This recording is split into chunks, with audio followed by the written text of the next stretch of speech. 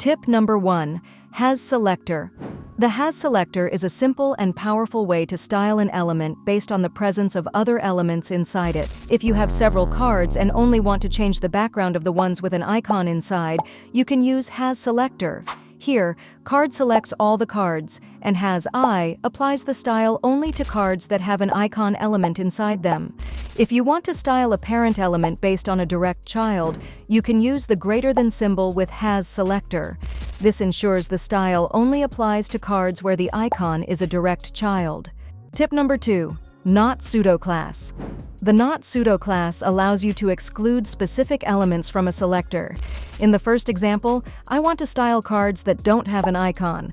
To achieve this, I use the not selector, and inside the parentheses, I specify has I to exclude cards containing an I tag. Now you can see that the last card is affected with a glowing box shadow because it does not have an icon inside it. In the second example, I want to style all the cards except the second one. For this, I use the not selector, and inside the parentheses, I specify nth child of 2 to exclude the second card. Now you can see that every card has a dashed border, except for the second one. Tip number 3. Custom scroll bar. You can create a custom scroll bar to give it a stylish and modern look. First, set the scroll bar width using the WebKit scroll bar selector. Here, we set the width of the scroll bar to 10 pixels. Next, style the scroll bar track area where the thumb moves using WebKit scroll bar track. Here we given a light gray color to track. Then, style the scroll bar thumb, the part you drag to scroll, using WebKit scroll bar thumb. We give it a pink color and a 10 pixel border radius for a rounded look. Finally, add a hover effect to make the scroll bar interactive. Using WebKit scroll bar thumb hover, the thumb changes to a darker pink color when hovered over. Now you can see that our attractive scroll bar is ready using only CSS. Tip number 4. Is pseudo-class. The is pseudo-class is used to match any element from a list of selectors. It simplifies your CSS by combining multiple selectors into one. You might wonder, why not just write .card I, .card H2?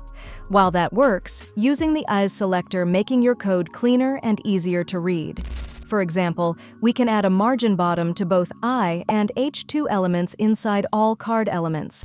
Now you can see that every I and H2 in the cards will have extra spacing below them.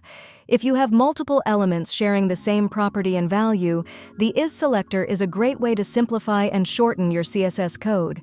Tip number 5. Where pseudo-class. The where pseudo-class is similar to the is selector. It matches multiple selectors in a single rule.